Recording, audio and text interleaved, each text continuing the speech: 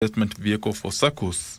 So this money, what they do, they put in government securities, and you know the interest rate on government securities have gone down. So they are looking for other opportunities, and one of the opportunities will be central liquidity business. Plans are also underway to expand SASRA's mandate to regulate SACCOs whose asset base is below 100 million shillings. Benson Drioba reporting for Prime Edition. The number of women represented in boardrooms has reduced to 35% from the previous 36%. This has been caused by gender stereotyping and patriarchal structural norms that continue to be stacked up against women in society. A report by the Kenya Institute of Management Board on Diversity, Equity and Inclusion is urging companies to implement policies that address gender pay gaps and promotion processes, as well as developing internal gender action plans. Participation of women in the workforce is only just recovering from the recent surge in caregiving responsibilities, highlighting the urgent need for equitable care systems.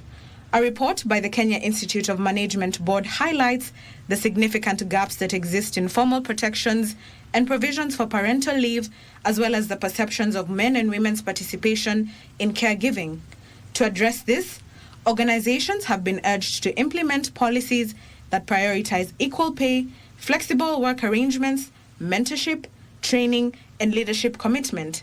If there was a policy which required organizations to have a certain percentage of this gender in the organization, people who are able differently, a certain percentage, and those policies are enforced, doubtless they would have no choice but to follow those policies. While these qualifications provide valuable expertise, we must also create space for younger leaders, emerging industries, and alternative perspectives that drive innovation and adaptability in governance.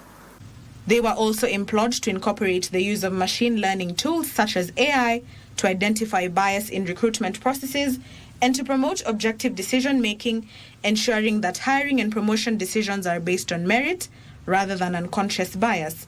The report also underscores the importance of diverse educational backgrounds, professional expertise, and generational perspectives, which significantly enhance corporate decision-making and business resilience. Further, the report recommends that the discourse should also shift to recognize women for their abilities, experience, and skills, rather than branding them as diversity trophies beyond the percentage of women on the board. But diversity, equity, and inclusion is actually changing conversations from it being about me to it being about we. All right? So shifting mindsets from me to we, whatever that looks like. Gender is but one element of that. Ndutamo Kami for Prime Edition. And on that note, we wrap up business news for tonight, but we have more stories, Doreen, on our website at kbc.co.ke. Yeah, and you say you should brace up for increased fuel prices. Higher fuel prices. That is if that